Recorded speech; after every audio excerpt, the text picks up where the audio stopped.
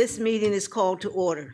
Good evening and welcome to the October 22, 2020 meeting of the Southeast Delco Board of School Directors. May we please stand to salute the flag and a moment of silence. Pledge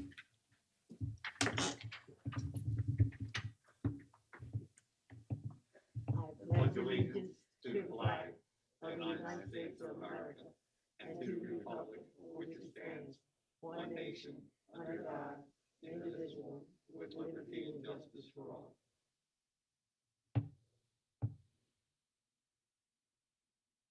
Thank you.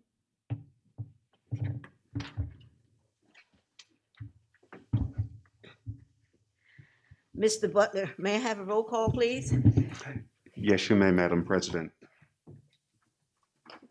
Mrs. Abney, Present. Mr. McBride, Present. Ms. Monroe, Present. Mrs. Peter Coey, Present. Ms. Woodfolk, Ms. Crawley, Present. Mr. Fowler, Present. Mrs. Irons, Present. Ms. Harris Johnson, Present. Dr. Winder, Present. Mr. DiOrio. He's present. Okay. And Mr. Butler, present. Thank you, Mr. Butler. Under my comments, I would like to know that we have three executive sessions. The first one was on September 24, 2020 on personnel, October the 8th, 2020 on employment termination and personnel. There is another one immediately following this meeting, October 22, 2020 on employee contracts.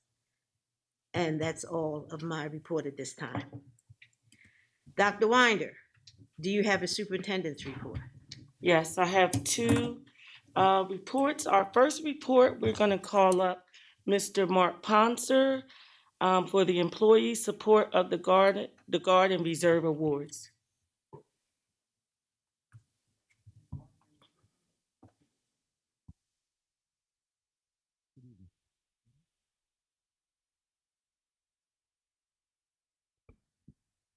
Test. Good evening. My name is Mark Ponser, and I'm the assistant principal at Delcroft. I also happen to be an Army reservist. I serve as a JAG attorney for the Army, and I'm assigned to the Pennsylvania National Guard. And approximately a year ago, probably now, I had nominated Southeast Delco School District to receive an award basically for their support.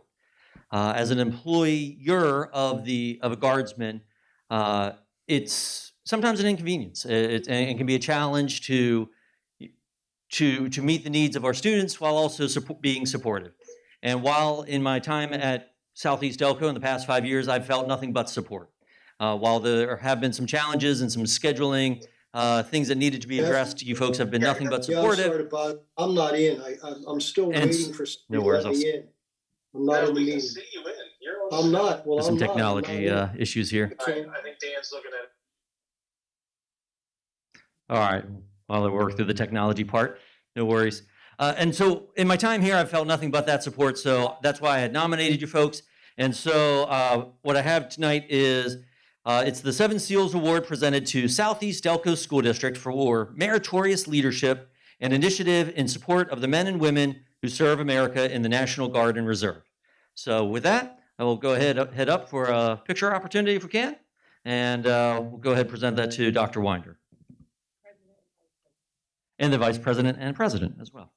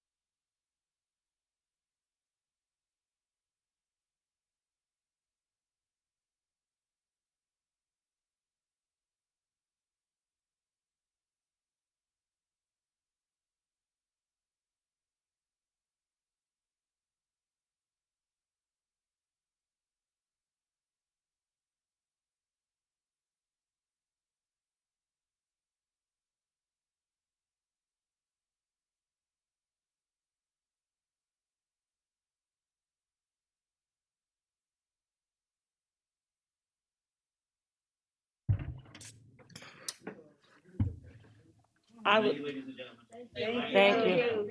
And I would like to thank Mr. Pouncer for coming tonight because he also is a Scouts person that meets tonight. He's a leader for that, and he had to finagle to get here. So we appreciate that. Thank you. Okay.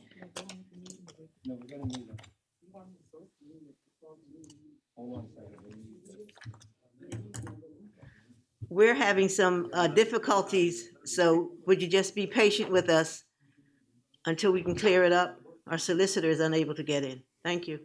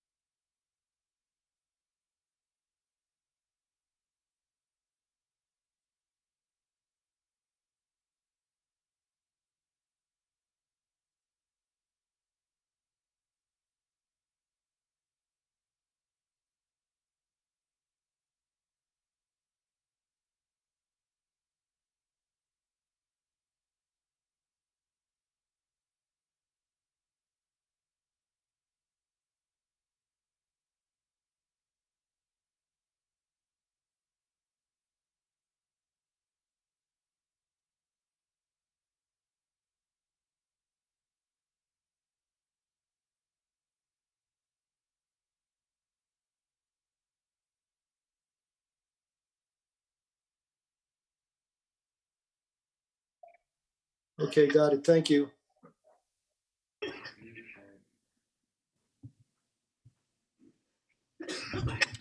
Okay, so to continue, I will be doing the reopening plan update. Before I begin, I would like to thank the district administrators and staff for all the work that they have put into the plan. We have been working every week since the last plan to try to get things done. As I review the presentation, feel free to ask questions on the slides that it pertain to so that you don't have to wait a long time. First, we have our committee meetings And these were the meetings where there were numerous people. You will see cabinet. The cabinet consists of Mr. Butler, Mr. Roundtree, Dr. Ryan, Mr. Wilson, and myself. When you see safety cabinet, we add in Mr. Newcomer and Mr. Ovington. When you see Senate, there is all the district administrators. And when you see the district committee, you're adding the Senate plus staff. And we try to make sure that at least one staff member from each employee group was included. Can everybody? Mhm.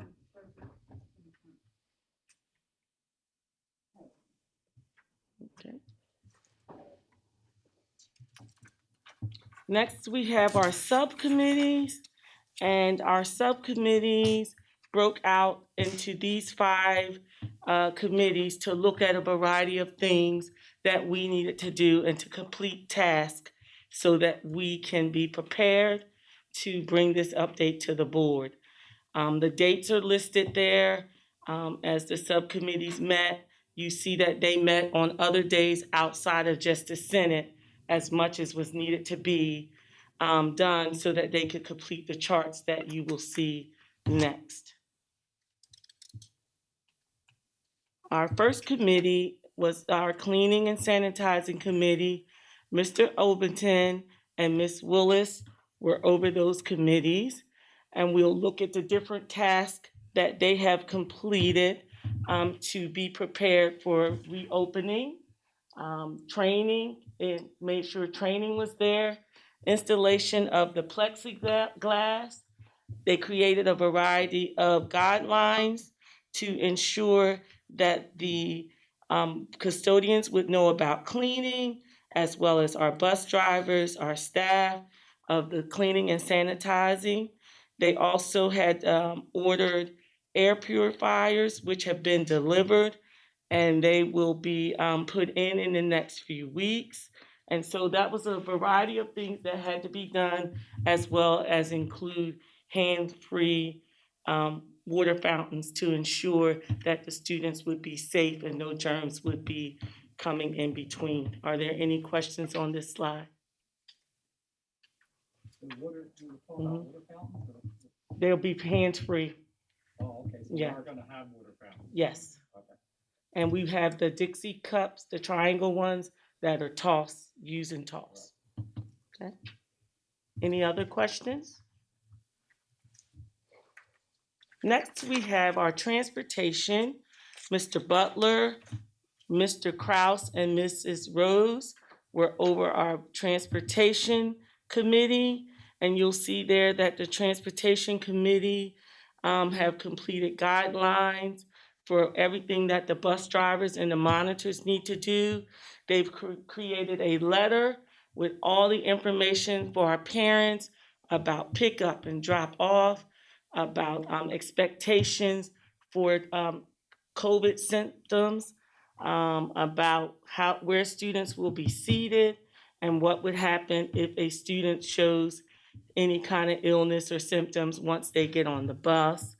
And so they met and ensured that they were able to complete the tasks that were needed, even down to the bus drivers, how they would mark the seats to ensure that the children were socially distancing. The only 2 things that they have outstanding, and that's because they're waiting for the vote tonight, if it happens, as well as the cohort designation, and that would be to assign drop-off and pickup times and get their route together, as well as determine who's picking up which cohort. So once the students are selected, then they would have to determine what the route would be to pick them up at the best way possible. Questions? How many students are you allowed to have on the bus? So now we're down to no more than 42 to 46. It used to be 72. So it depends on the size of the bus, but everybody has to face forward. In the larger seats, no more than 2 with the space in between. And in the single seats, just 1. And how can you guarantee that these kids gonna have their mask on? So we have created a checklist of the protocols based on our code of conduct. It would be insubordination, and in the guidelines, it will explain to the parents if they are not riding, using their mask, there will be consequences. Even for the little kids, because the little kids may not understand. Turn your mic on. Turn your mic on.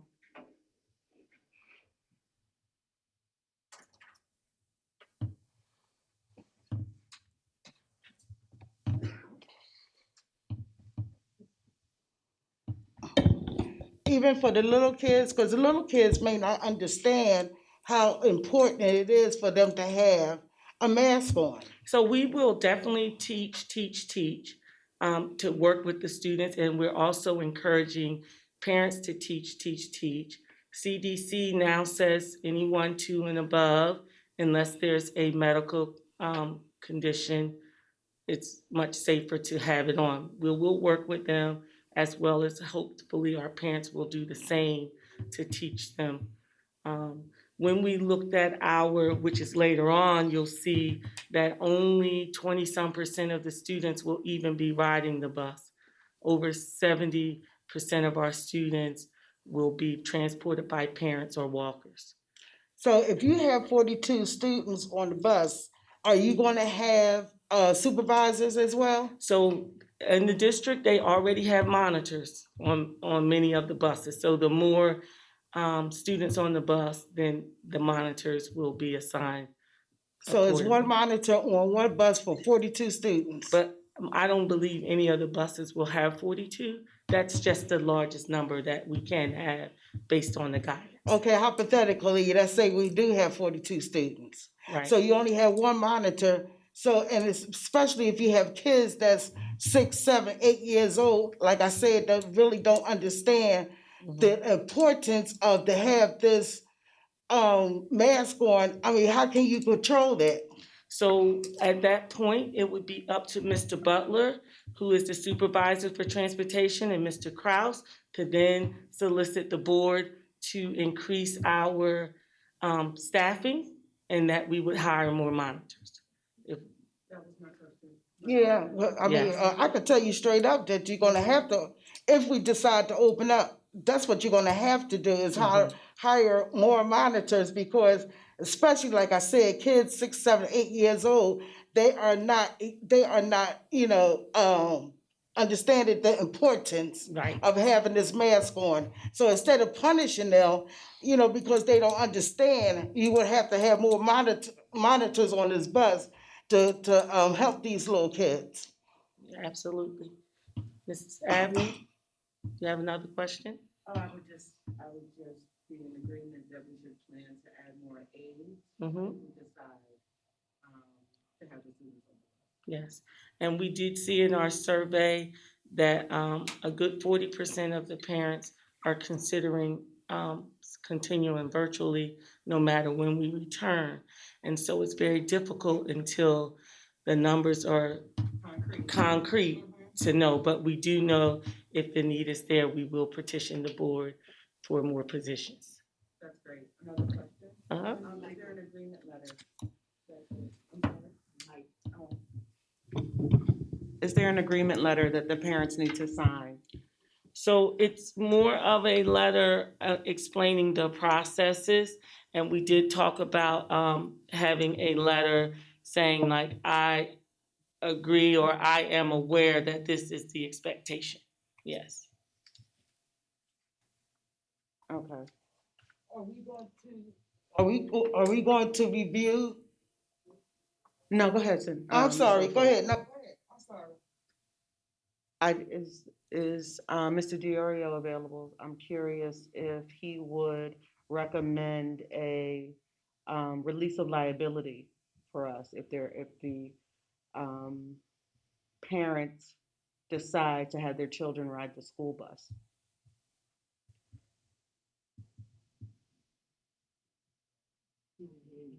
Bob, you hear it? I did, yes.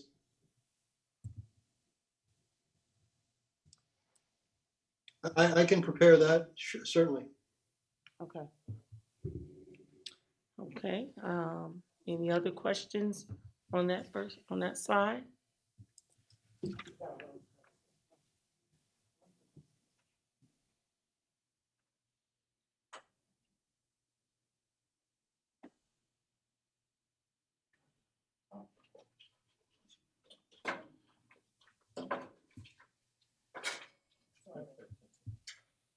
And another question? No?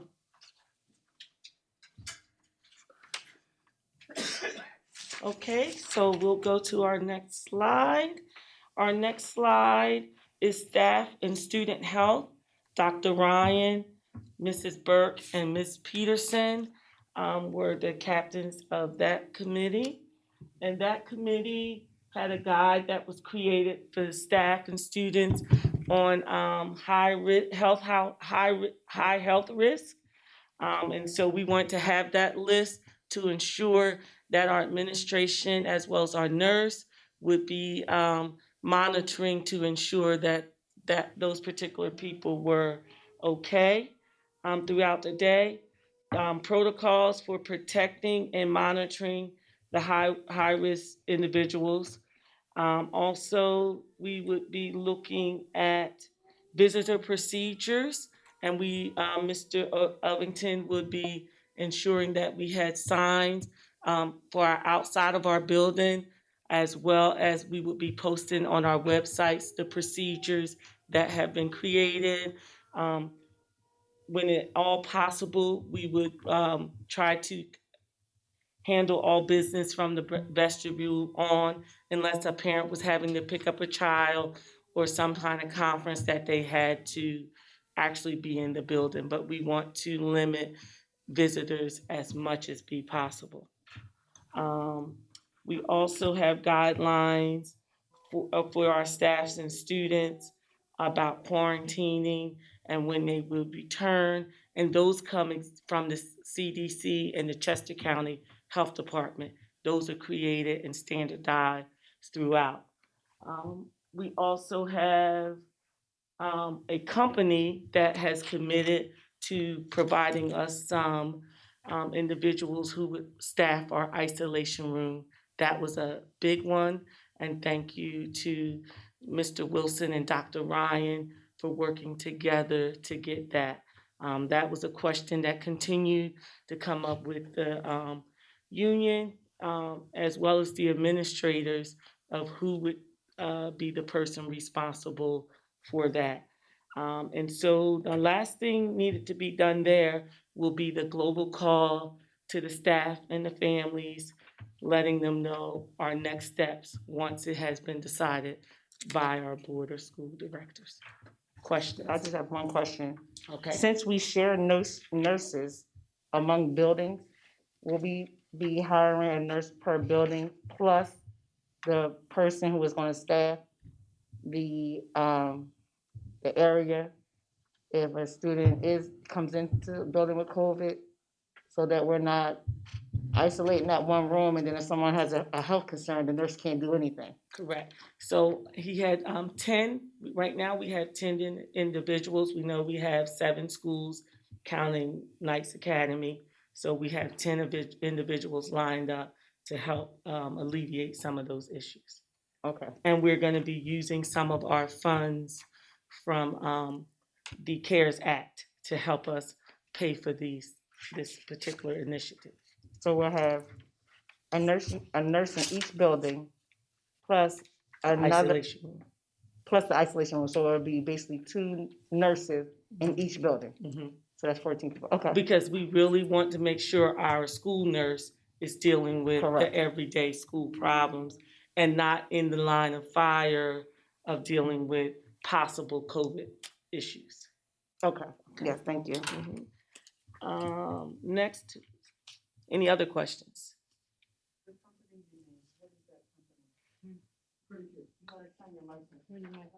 Yeah.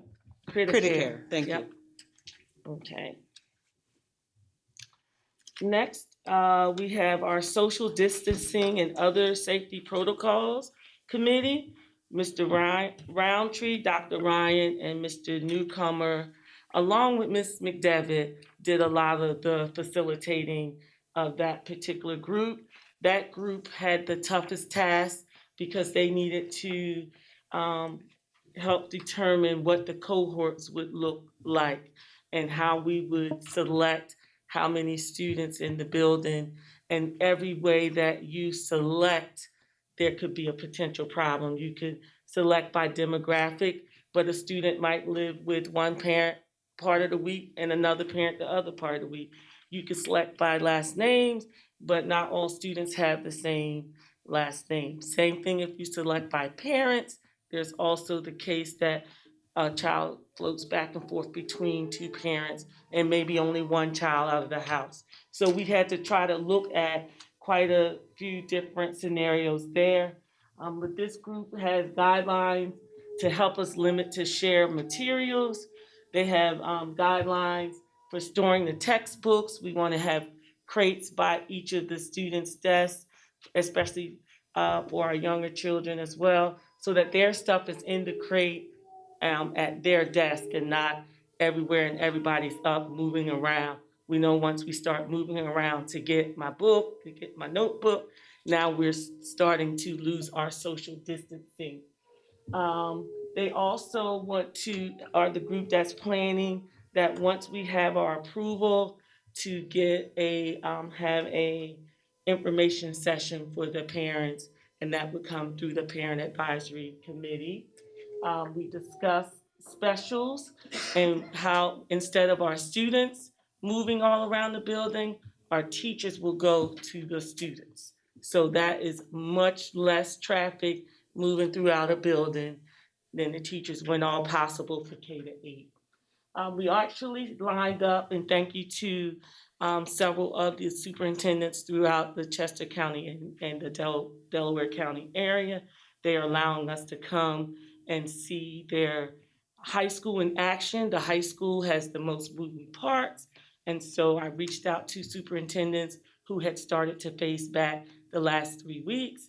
The first walkthrough was held yesterday, and then we have another one tomorrow and 2 on Monday and Tuesday of next week, so that we could really see what is happening in the high school as far as transitions, breakfast, all of those things, to help us make sure that we are doing everything that we can. Our high school's pretty large with almost 1,400 students, so we want to make sure that we get it right. Although we know 40% may be absent and doing virtual, but we still will have 900 or so, and that's 450. So we want to make sure that what we do is done appropriately. And then they gave us our guidelines for handling student refusals to wear masks, especially as we get up to the upper grade levels. That was something else that I took to the superintendents, and they shared with us the plans that they are using to assist with that.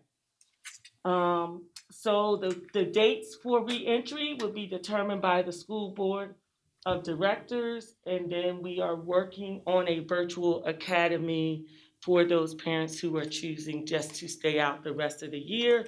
And that virtual academy is different from the cyber school that we have. Okay, any other questions on this slide? Then you'll see here the suggestions for our reentry. We're looking at week 1 of whatever date is decided. We would bring in our low incidence students, our self-contained, our Knights Academy, all their students. Then we would look at K-2 and 9th grade, especially 9th grade. This will be their first time in the high school, so we will get a chance to get them adjusted by themselves. Then the second week, we would pick up 3rd through 5th, 10th and 12th. We know that 12th grade, this is their senior year, their last opportunity, so we wanted to get them in as soon as possible. And depending on when we enter, we know our 10th graders, some of them have, they have the Keystones. So we want to try to get those groups in to get them as much time as we could as once we are back. And then the final week, it would be all students. We decided to go with our school colors, district colors of blue and silver for our cohorts instead of naming it A and B Day, just a little school spirit there. And then we see one group would do Monday, Tuesday, the other group would be Thursday, Friday. Wednesday is the deep cleaning day, so the building would be being cleaned in between the two sessions, and therefore the teachers would be working at home because of the deep cleaning.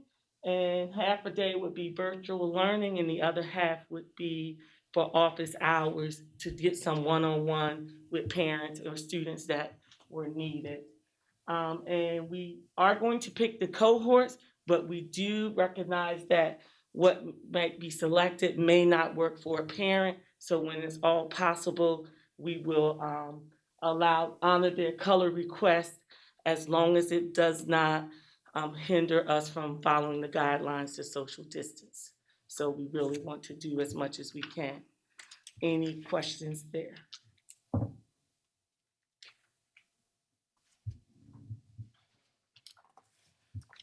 Next, we had surveys, and we have done several surveys. We had a staff survey completed and analyzed, and we cannot thank our staff enough for so many of them that participated and really early. They did not wait to the last minute, and that helped us and gave us some information that I'll share with you later. Then we had our student surveys, and we had over 3,000 of our family students participate, which was deserving an accolade within itself. And then we need to continue the plan for our substitute shortage. One of the things we discussed earlier this week is that we would meet and discuss an amount that we can use to get an incentive for substitutes from our CARES money. And then the process for the FFCRA to the staff, it's already ready. It just will be emailed out to them once the decision of when we're coming back has been made. When we send things out too early, then they may not know where they put it. So we're gonna wait for that. And then we need to gain an approval for pattern intermittent leave, meaning something like our FMLA's approval where you may not have to use all the days consecutively. So especially if it's dealing with taking care of a family member. And then we will, at some point, if we don't have enough teachers for the virtual, then we would have to solicit some of our teachers to go virtual. Any questions from this page? Yes, I have a question. Okay. So if half our staff decides to go through the FFCRA way,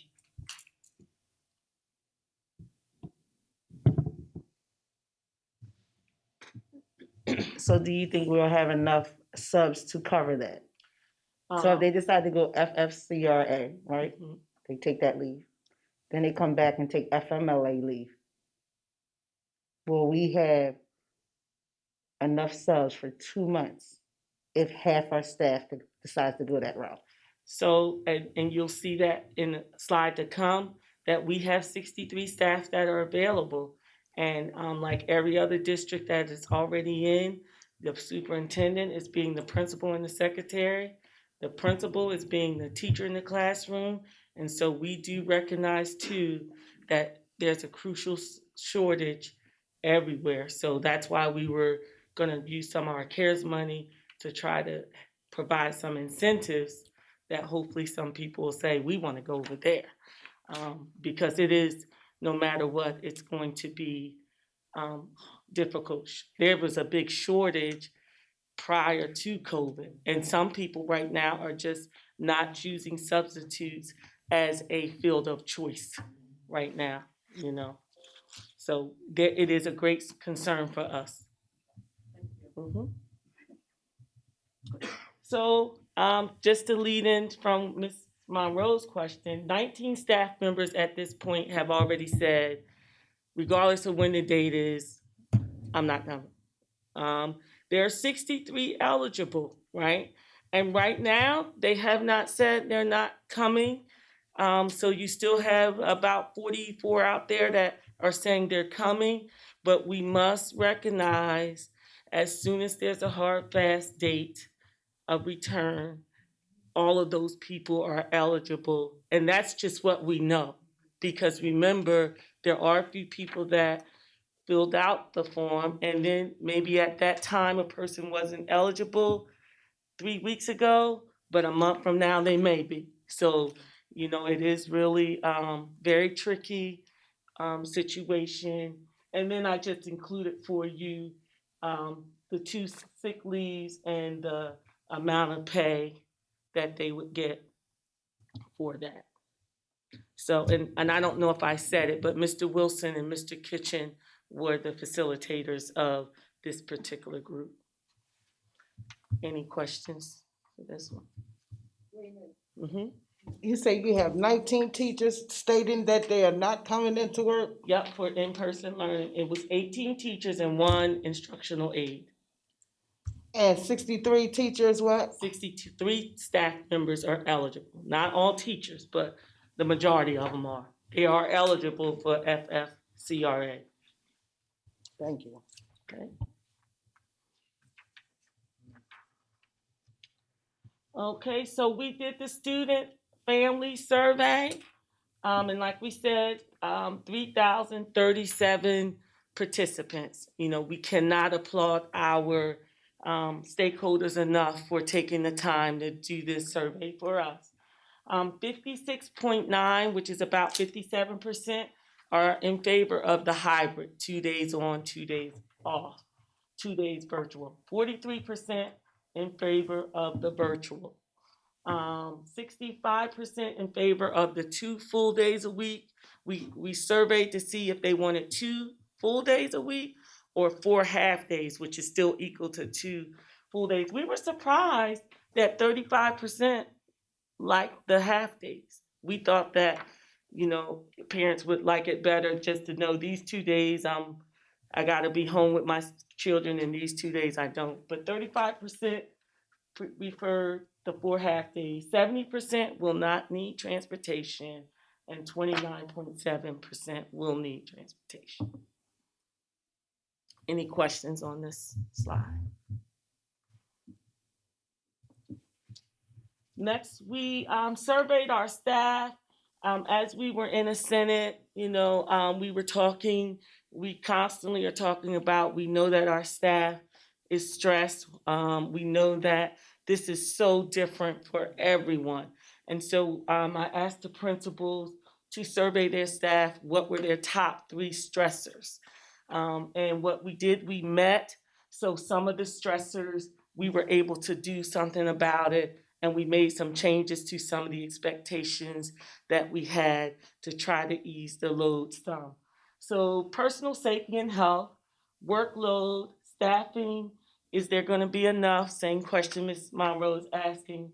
Communication, when we dug down on that, the communication is they just want to know what are they going to do next. They just want to know. Professional development, because they are learning a lot of new things to teach virtually, and administrative support and family stress. So they were saying, it's very stressful trying to teach our students and yet still take care of our family. And I know that in this room, a lot of other people are experiencing that as well. So we made some changes to the workload. We gave them the option of using the new lesson plan template or going back to the one they had before with a little tweaks to it. They used to have to hand in an instructional report. We relieved that some. And we also took a look at the communication logs and did some relief there. We actually surveyed them for this week, all week, doing PLCs or staff meetings to find out what kind of professional development they need so that November the 3rd, which is our professional development day, we can work on getting them some things they need. Also, we did the same thing for October the 12th. We provided them with more time to work in their room in the afternoon, as well as offered, I want to say Study Island as one of the options that they could get a little bit more help. So we do understand everybody's technology ability is different, so we want to try to help where we can. Any questions about this particular slide? Next, we had another survey for our administrators, and we wanted to know what were their stressors. One of the number one stressors for everyone was meeting the needs of all the students, and an added layer with our special needs students, because we want to give them accommodations and modifications as much as be possible. And it's just coming up with ways to do that while the students are still home. Some accommodations and modifications work better than others. Also, wanting to stay up to date on their IEPs and having those meetings. And one of the things we're going to be doing, we signed up for a grant, but we decided whether we get the grant or not, we would still move forward to buy, and that's the DocuSign, so that things could be signed electronically if we've had a Zoom or go-to IEP meeting or a telephone. So we are working to help there. Just like any supervisor, their staff being stressed was making them stressed. The changes in the guidance, actually today, we got new guidance from CHOP. So I sent that to the cabinet right away. And so they've changed the definition of what the social distancing and contact and all that is. So, I mean, it was hot off the press, so I haven't even had the opportunity to look at it yet. I just sent it to the cabinet. Navigation is working through all the details of where the classes are going to be situated, how we're going to do lunch, how are our younger kids going to get recess, because they will need that break and that opportunity to get out if possible. Master schedules, scheduling things, and once again, staffing. Will I have enough staff? I think that we will have helped them some by getting those isolation rooms covered, because that was really big on how do you choose who covers the isolation room.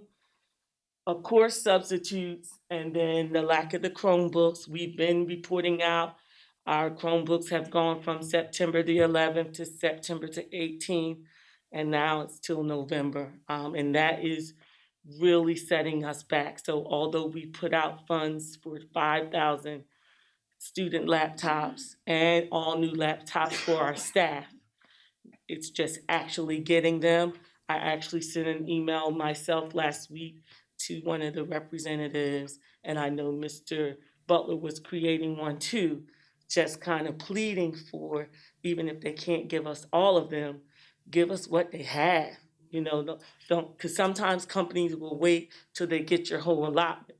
We're saying if you have 800, give us the 800, and then we'll take the rest as you get it. So that's what we're working on there. Any questions there? Okay, so when we think about it, as I was thinking about this, of course, my stress level is high, my cabinet stress level is high, and we just have to keep pushing forward and really concentrate on getting a solution, because your mind is always thinking about what if, but you still have to do something. And as you can see, our committees have been working. We've been meeting to do the best that we can with what we have. Next, I wanted to just share with you the guidance as of September the 14th. It lists for you that if your numbers are low, and that's less than 5% of positivity or less than 10 incidences, then you are considered in-person instruction for you. And that's why in the 3 weeks before this, we were at 2.5. So we would have fallen into that to less than 5. Then it goes, moderate is 5% to 7%, which is hybrid. And then it goes high, which is 7% to 10%, which is virtual or hybrid.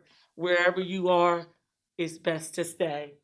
And then very high becomes everything over 10%, and there's no question, you just need to be virtual. So that was just an overview of where it is, what the expectations are. And then the next slide deals with where we are. And if you would look 4 weeks ago, week 1 is the most current. That's where we just came out of last week. 4 weeks ago, we were in low at a 2.96%. And the 5th week before that, we were only at a 2.54. However, the next 3 weeks, we've been at a 7.91, a 7.5, and an 8.2. So we see there that the last 3 weeks we have been in high, and high pretty much says hybrid or virtual, and it's recommended you stay where you are. Any questions with this slide?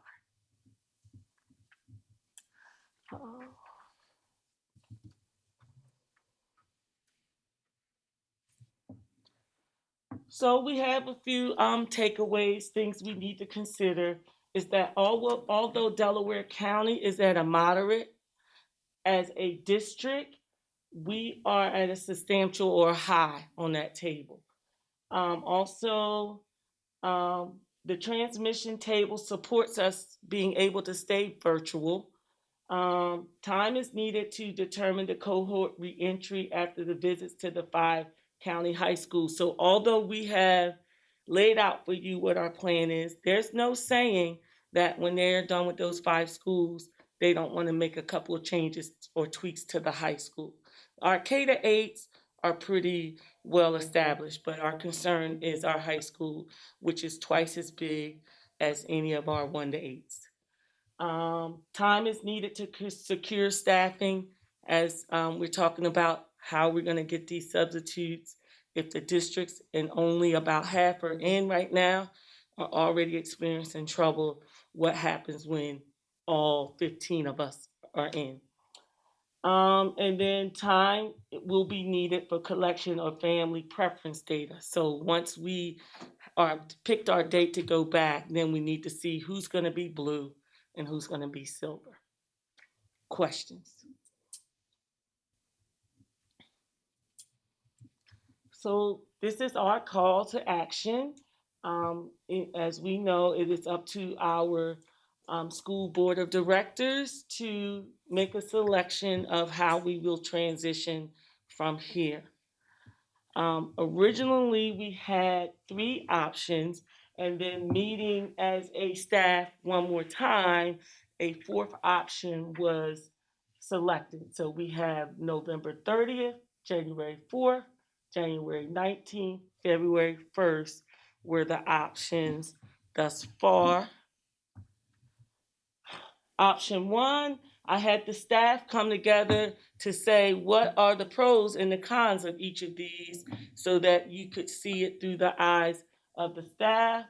Option 1, November 30th, of course, the students are back earlier. One of our concerns about our students have been their social and emotional health, and it's hard to really tell that from a Zoom in most cases. Able to obtain accurate data to meet students' needs. A lot of the diagnostic testing that we want to do cannot be done at home and have reliable results. Some parents will be satisfied, as you saw, 57% are like, we want to do hybrid. And it would be an opportunity, a small opportunity for some baseline.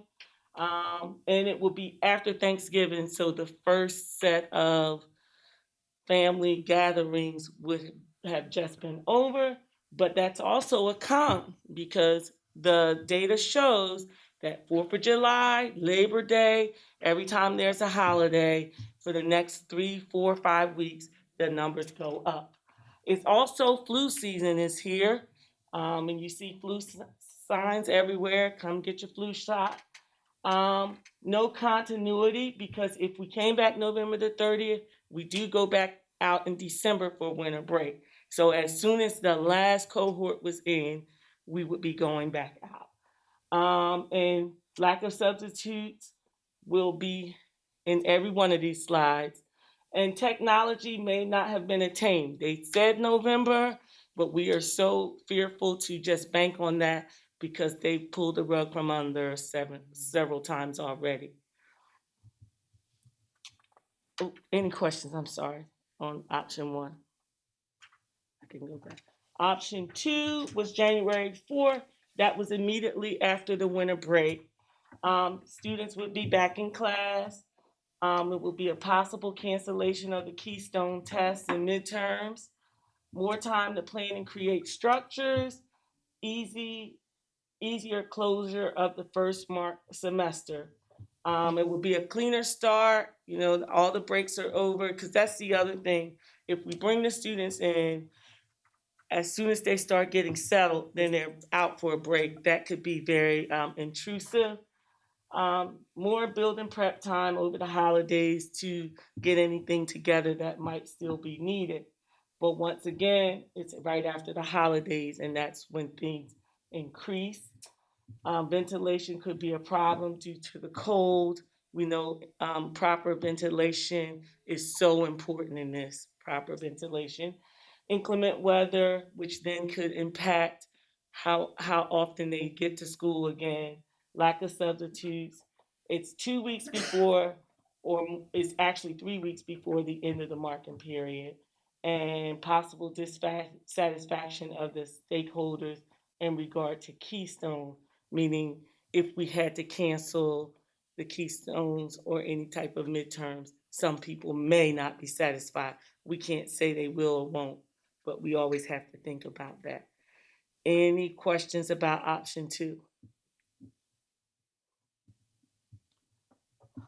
Option 3 was the new one that some of our staff came up with in their final group meeting.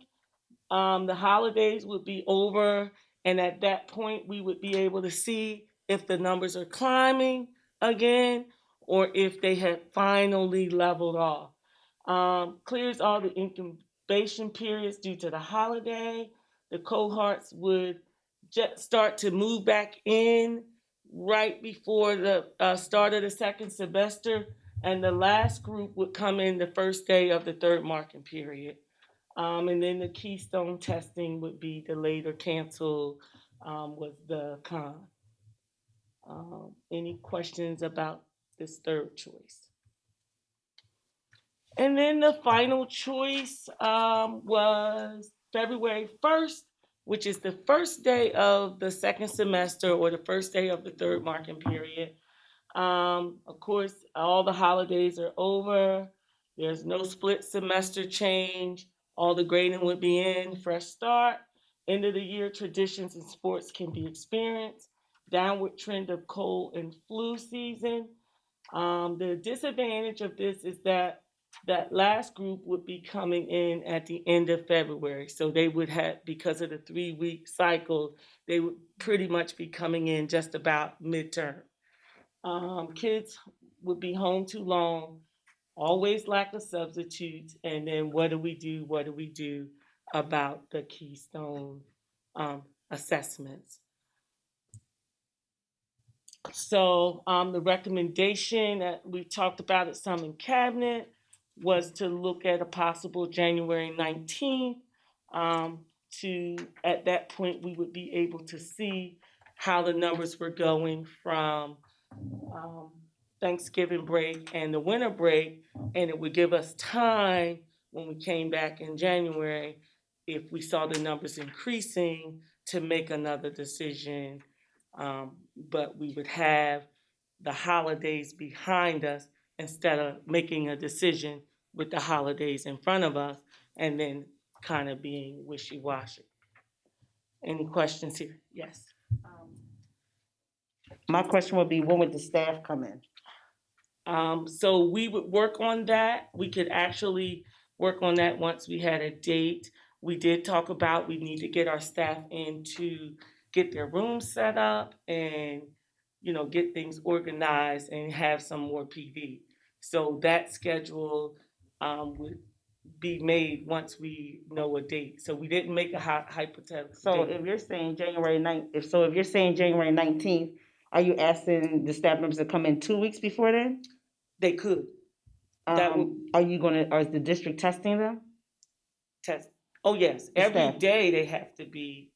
No, a checked. COVID test. Are you giving them a COVID test or you just give them a temperature check? So we had put in as a Delaware County to try to get that rapid testing. Mhm. However, we were notified yesterday that it did not come through. So we are now putting in for another venue to see if we can get it. So of course, if we can get it, we would love to, but right now we don't have a means of doing that right this moment. But we do feel that it's necessary. That's why we keep applying for opportunities and venues to be able to do it. Yeah. Thank you. Okay. Any other questions? So, yes, ma'am.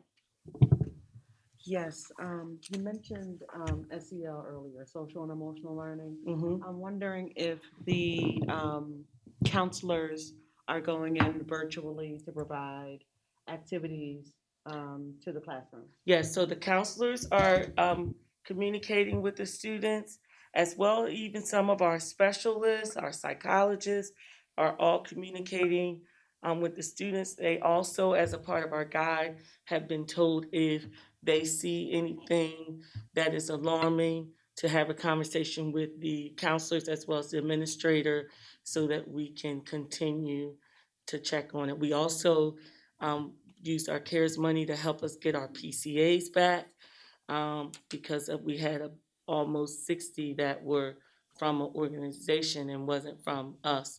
And so that means that is more people with some of our special needs students.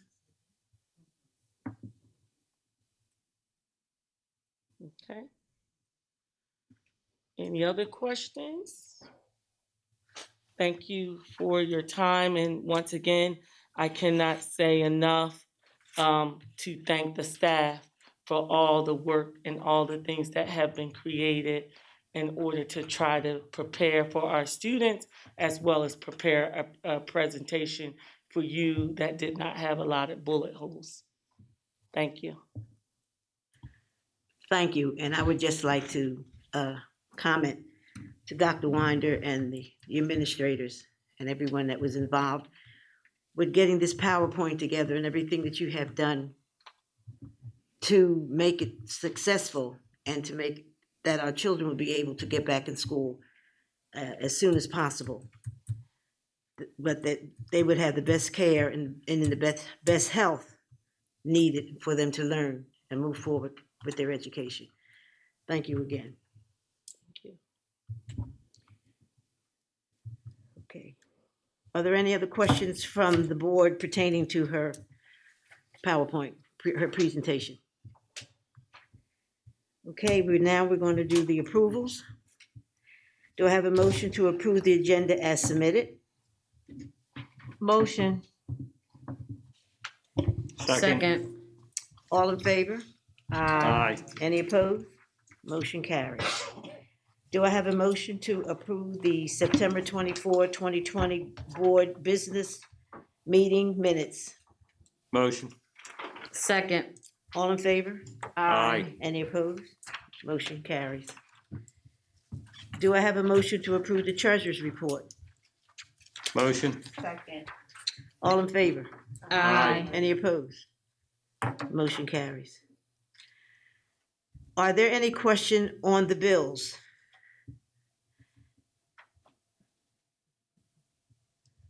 Seeing none? Do I have a motion to approve the bills in the amount of $3,719,440.16. So moved. Second. All in favor? Aye. Any opposed? Motion carries. New business. Are there any questions on education 1 through 6?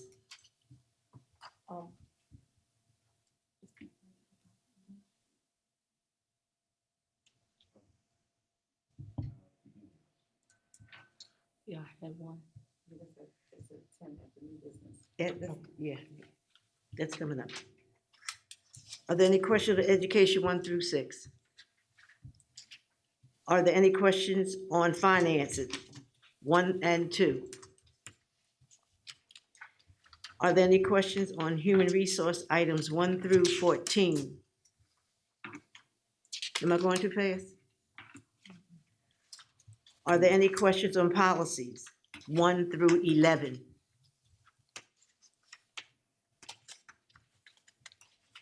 There are no property items. Are there any public comments regarding agenda items? Yes, Madam President. There was one question pertaining to the reopening plan. And I'm sure that has been answered. And there was one, no? Okay, okay. Bob, Yes, hi, how are you this evening? good, thank you. Great.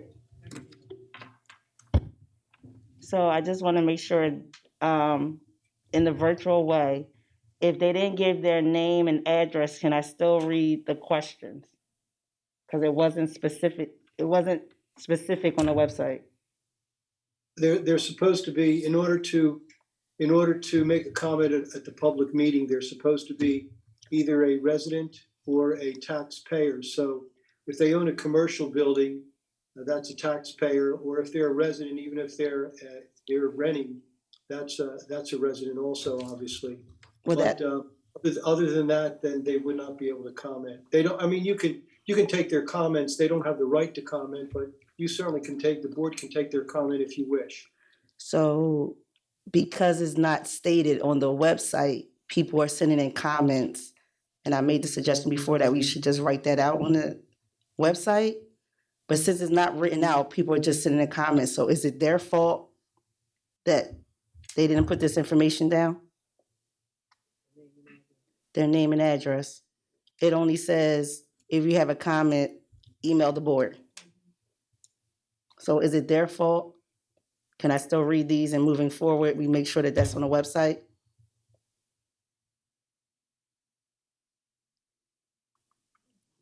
Bob? Yes, certainly. That would be a great suggestion, yes. Okay, so my suggestion is on the website that we make sure that we tell them that they need to have their name and address in the email so that we can make sure that they're a resident of our district or constituent business or whatever. Quick question though. I'll leave it up to you to feel that if it's regarding agenda and do you feel it's appropriate. No, it's nine of us. It's not.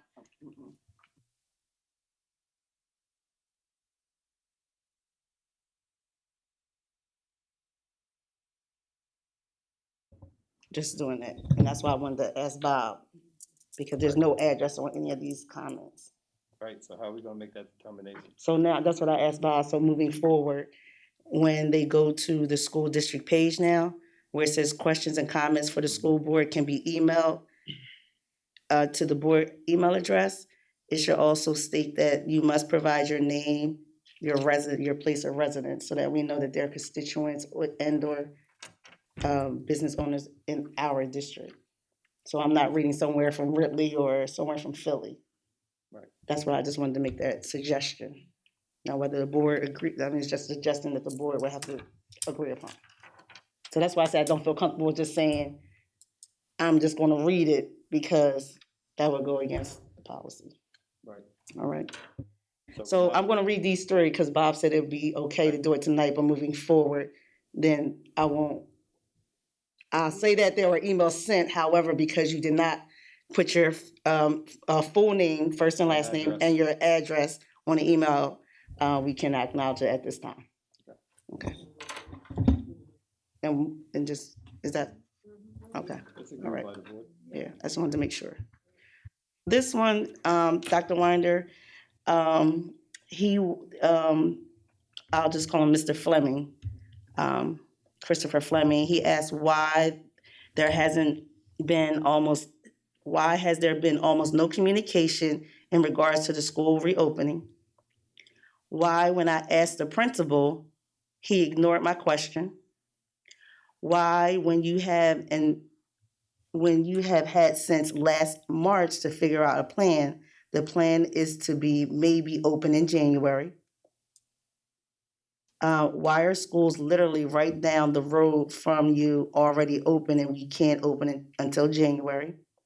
And why won't you have an open Zoom meeting where you will face questions, live questions from concerned parents?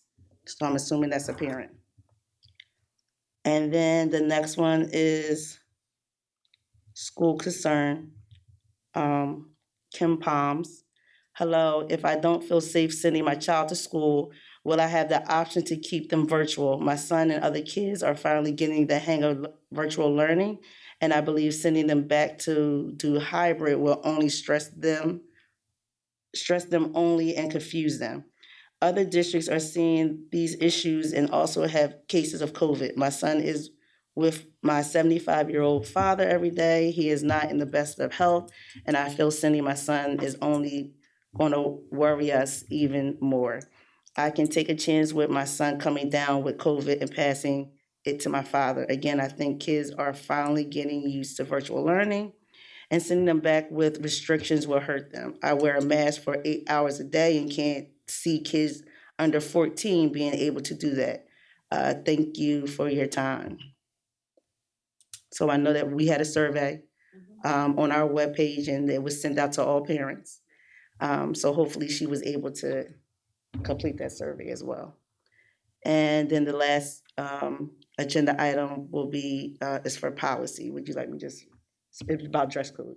You want me to read it now? Yeah. Okay. This is Jeffrey Elder. Will students have to wear a dress code if they're going back to school for 2 days a week or 4 days a week when they are there for half of a day? I think it should be suspended, although, thank you, Colleen Elder. And that was the only messages we have. Oh, yeah. Okay. So for question one about why is there almost no communication, one of the things that we did, we put out the parent guide, and we have sent a couple of district communication, as well as we tried not to continue to call the parents because they're already expressing stress from trying to get their kids on virtual, trying to make sure their students are doing the homework, all of those things. So as there's been a change, then we have communicated, but when there's been no change, then there's been nothing to just send a message to say no change. And yes, some of our neighboring districts are open, and we see that with them being open, there are classrooms that are shut down, as well as grade levels that are shut down. And some of our neighboring districts do not share the same concern that we have of 3 schools with no air conditioning and a high school with 20-some classrooms with no windows. So when we think about our students, we have to make sure that we do what is best for our students in the conditions that we have here in Southeast Delco. There is an open Zoom meeting. I'm not sure if the link wasn't available today, but since my tenure, which is all I can speak for, there have been times that people have been on the Zoom. Second question, as part of the survey, we did share that if necessary, if parents chose to, they would be able to keep their kids in the virtual learning for the entire school year. For number 3, you will see on our board agenda, there's going to be a vote tonight to determine what to do about the dress code for the remainder of this school year. Thank you.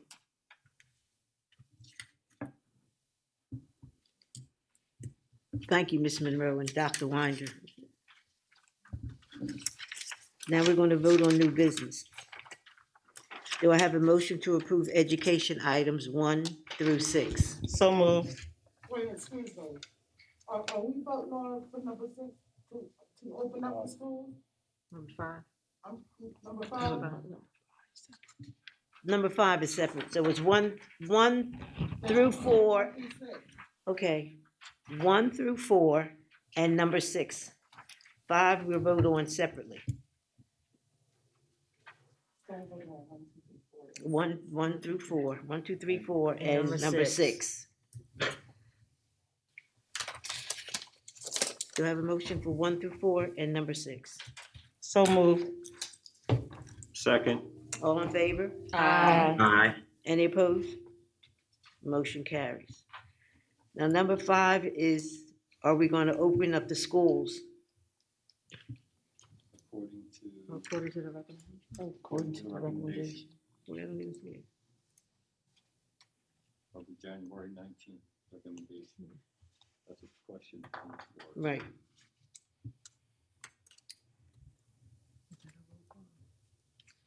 Do I have a motion? To open up the school? Yeah, For January 19th. for January 19th, yes. So, are we, you gotta make the motion first, go ahead. Are we going around the table or? Oh. No, we gotta be motion first. Right. No, ma'am. Individual, she's going to be roll call. Okay. But there's gonna be a motion on the floor. Right. I'll put the motion. Second. All in favor? Aye. Any opposed? No. Oh, we doing a roll call? Vote. Right, I'm sorry. Sorry, y'all. Roll call.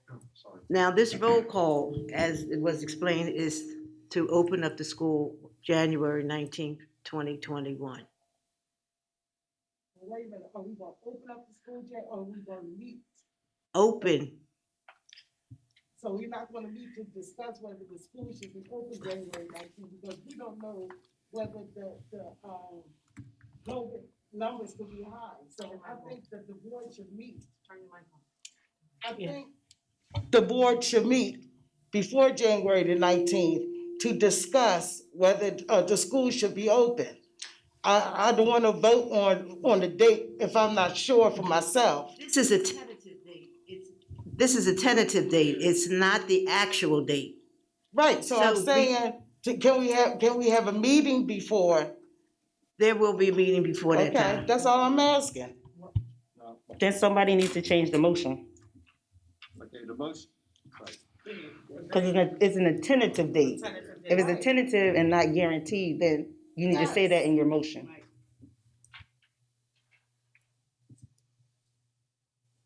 Well, the way I'm reading it is that we are voting to open the school January 19th. Right, and Now, Tentatively. tentatively, That's do you not what it feel says the on the word paper. tentatively That's should not be? what it says That's not what on it says. the agenda. It Right. doesn't Right. say that. So you gotta put it tentatively. Okay, so then we have to make, Make it amended, we have to amend it. so I make, Are we back? You gotta make a separate nomination. as I was going to make a motion. But-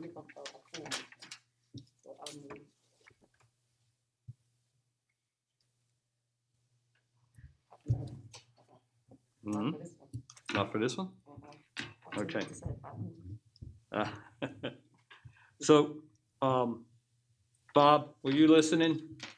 Yes, So we made a motion and seconded that we were gonna open the 19th, January 19th, 2021.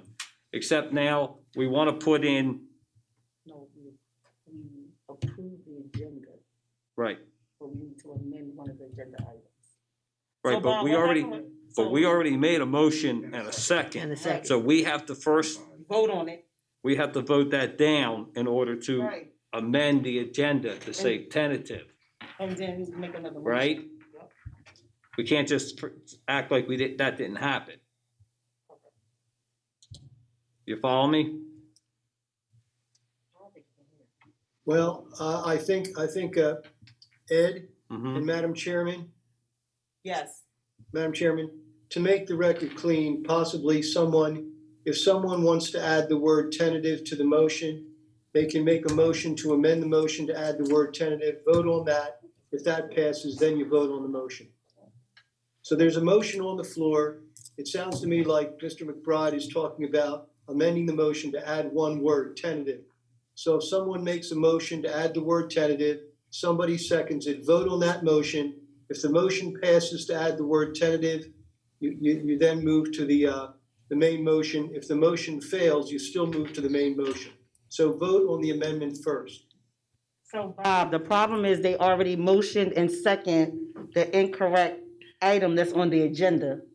That's fine. That's fine. Well, I don't understand. I mean, if there's a motion to approve, my understanding from what I heard, maybe I didn't hear everything, was that the motion was to approve January 19th as the date.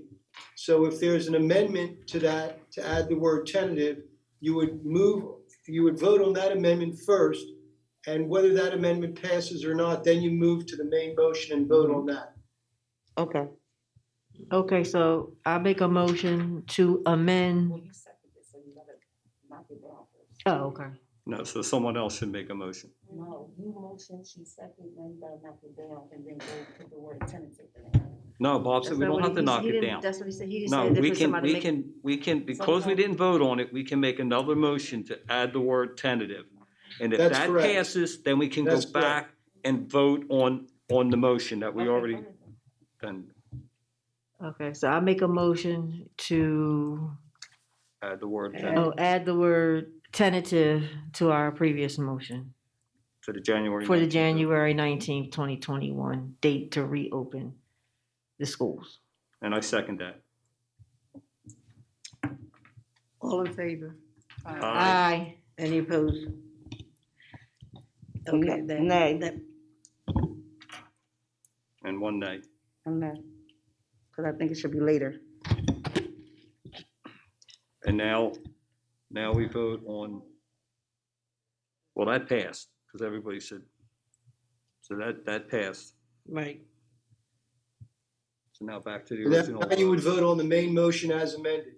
The motion has been amended to say tentative, January 19th is a tentative date. Now you must vote on that motion. Okay.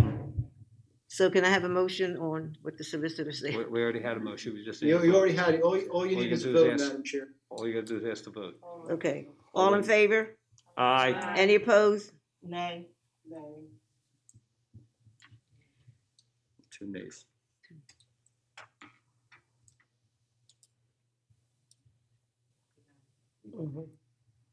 Okay. Okay. So I have a question. Mhm. So what would have been different if we pushed this back to February? And we said, before we do that, so what is our tentative date? So are we meeting on January 19th to say that the building is gonna reopen? Are we meeting a week before the 19th? We gonna meet the month before the 19th? When are we meeting for this to be the tentative date? So my suggestion would be for us to meet right after we come back January 4th, because the numbers should be rolling in from the winter break, and we will be back in session. So we can, if you would like to, get your calendars together, and like next week, get a date for that January. We can already have a solidified date, so that we can announce to our parents what that date would be I think if we. it needs to change. My opinion is that we come back, January 4th might even be too soon. Yeah. We might, that week, in order for us to see the numbers, it still allows us, the good thing about this is that you did pick, this was our third option, there's a fourth option on the board. We can always push back to the fourth option if the third option comes by 2 weeks out, or even a week out looks really terrible. Yes, we do need to tell our parents, absolutely, Correct. and stay in communication with them. Hopefully and if it's possible, that this motion that we made about the 19th can be put out on the Global Connect, that it was passed for the 19th, but it's tentative. And we're gonna wait to see for the numbers, because some people are gonna hear the 19th and right They're away, gonna we're think that's opening the the 19th. Right. They're not gonna hear the word tentative because Right. because of the way we went about getting it done. I wanna make sure they don't miss that. So Dr. Ryan will make the, that announcement and saying that it's tentative, but we also will put it on all the school websites as well as the district website. That this is That what we're is hoping for. That is Mhm. tentative. And then we will also ask our teachers, as they're communicating with their parents like they do weekly anyway, they can also share That it. we're Or if sharing they're it, sending, right. I know a couple of the schools do electronic newsletters. So there are just all those options that we can actually beef that up to ensure. So if we want to look at when we come back, January the 7th is a Thursday. I know we've been trying to pick Thursdays as much as possible. And that is the first Thursday of January, and it's about 12 days before the deadline. So this is going to be called the special meeting for. Yeah, we'd have to post it as a special meeting like we did August 6th. We also consider, after that, to have, Put your mic on. the concern, the parents, they want to give their input, an opportunity to hear from them, I think would be good. So we can make that one a live stream. Okay, Dan? You hear that, Dan? They want to have where the parents can come on and give their input on January 7th for our special meeting.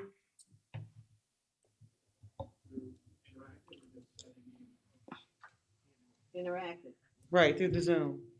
Interactive, so they can ask the questions directly to the board. So if you do interactive, you would have to do it in such a way like to have a webinar. So every board member would get their own ID, and then the rest of the people will be able to comment. You can open the comment from a certain point to a certain point and then close it down. And then someone will have to be reading those comments as they come in. So that is gonna be a lot of work for,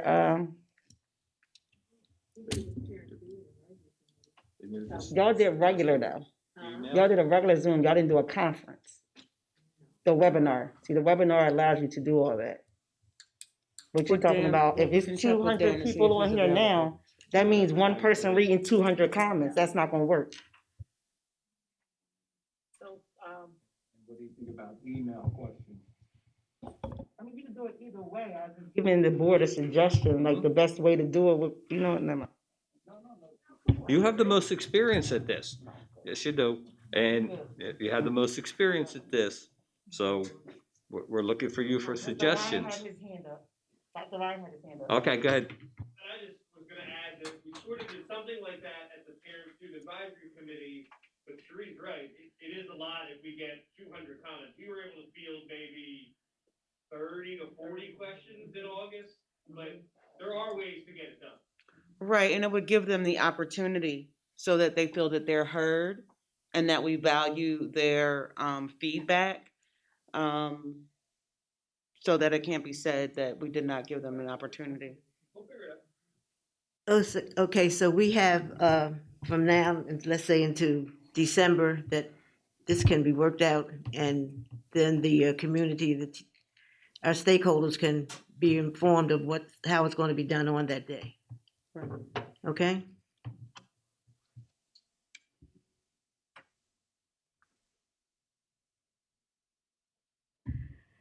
Do I have a motion to approve finance items 1 and 2? So moved. All in favor? Aye. Any opposed? Motion carries. Do I have a motion to approve human resource items 1 through 14? So moved. All in favor? Aye. Any opposed? Motion carries. Do I have a motion to approve policy items 1 through 11? So moved. Second. All in favor? Aye. Motion carries. There are no property items. County Community Committee reports. Miss Cynthia Woodfolk, do you have a report from DCCC? Yes, we have a meeting next, Wednesday, a Zoom meeting, all are invited, and, Turn your mic on, huh? we have, a Zoom meeting next Wednesday, October the 28th, I believe. It's at 6, the whole board is invited. And that's it, that's all I have.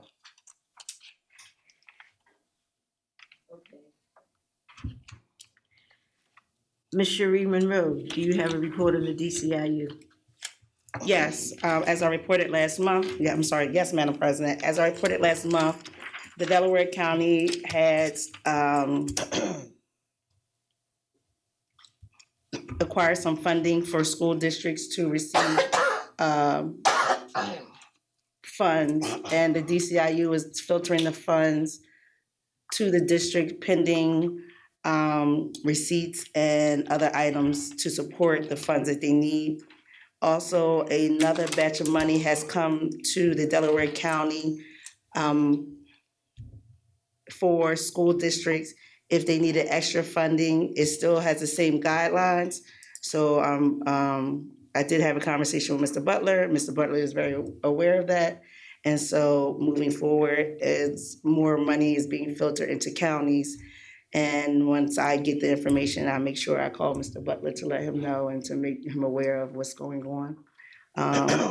Also, the DCIU has been doing an amazing job with equity in school districts.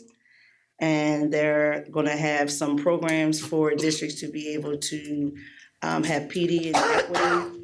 Many people think equity is about race in education. However, it's more about the quality, the type of services you provide to them. It's just not about race.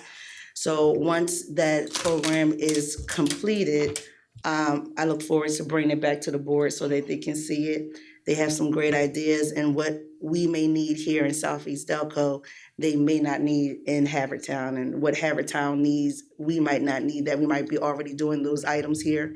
And so I'm just waiting for our next meeting so that I can bring forth more information about that. They're still going to be giving professional developments to districts, and we do use some of their a la carte programs. So that is all from the DCIU.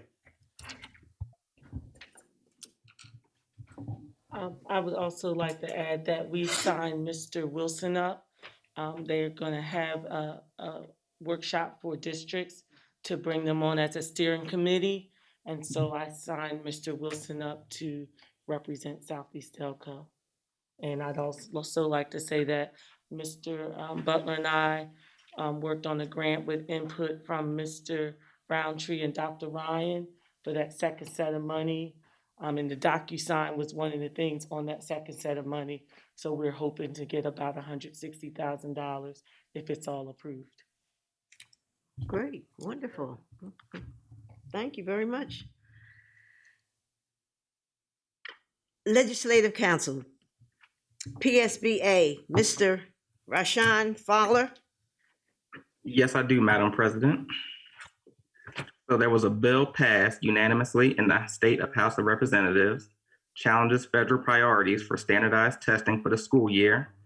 Senate Bill 1216, introduced by State Senator Wayne Langerhoff Jr., our 35th District, and passed in the State House by a 202-0 vote on September 29th, which includes provisions to 1, permit parents/guardians to opt their children out of state education assessments in 2020, 2021, to postpone implementation of the Keystone exam graduation requirements and alternate graduation pathways until 2022, 2023, and to require Pennsylvania to seek a federal waiver to annual state assessments, and they should waiver opportunity be made available at some point this year. And that concludes my report, Madam President. Thank you, Mr. Fowler. Ms. Dawn Crawley, would you give a report on Parent Student Advisory Committee? Thank you, Madam President. I have 2 announcements for the Parent Student Advisory Committee. We plan We will be setting the date for our next meeting. We will be discussing the reopening plan with the public via a Zoom meeting. We anticipate holding this meeting before the end of November. We will post the date and time on our website and make a global call to let everyone know. And we hope that we have a great turnout. Second, Dr. Ryan and I had the opportunity to meet with the new district judge last Friday about partnering with him to find ways to get students to improve their attendance. The meeting went very well, and we are hopeful that with his help, we'll be able to see these families who struggle the most with regular attendance get more help that they need. This concludes my report.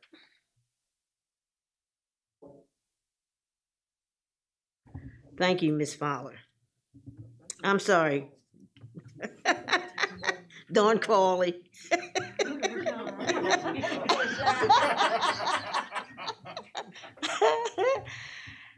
Mr. Diorio, do you have a solicitor's report? And I know I'm catching you off guard. Could you give us an update on the reassessment properties? Yeah, yes, I will be happy to do that, Madam Chairman.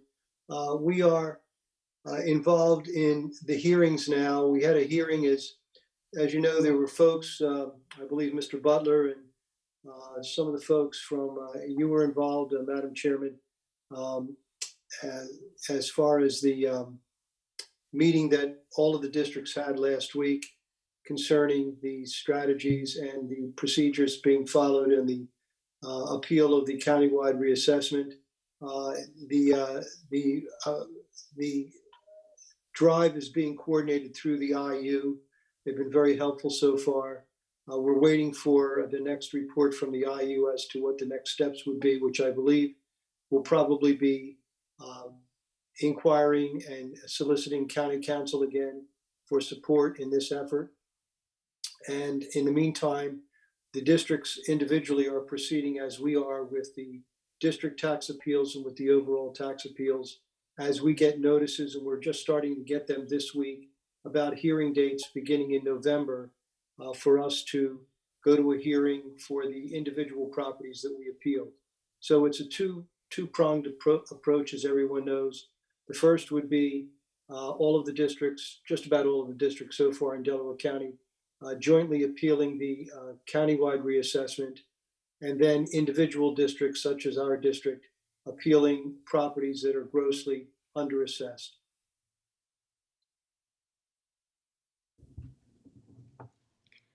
Thank you, Mr. Diorio.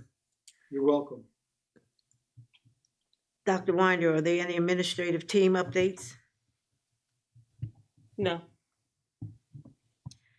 Are there any comments from citizens regarding non-agenda items? No, Madam President. Thank you, Ms. Monroe. Now I'm going to announce the future meetings for the board. The Committee of the Whole meeting is Thursday, November the 12th, 2020 at 6 p.m., and that will also be virtual. Board business meeting is Thursday, November 19th, 2020 at 7 p.m. Do I have a motion to adjourn? So moved. All in favor? Any opposed? Meeting is adjourned.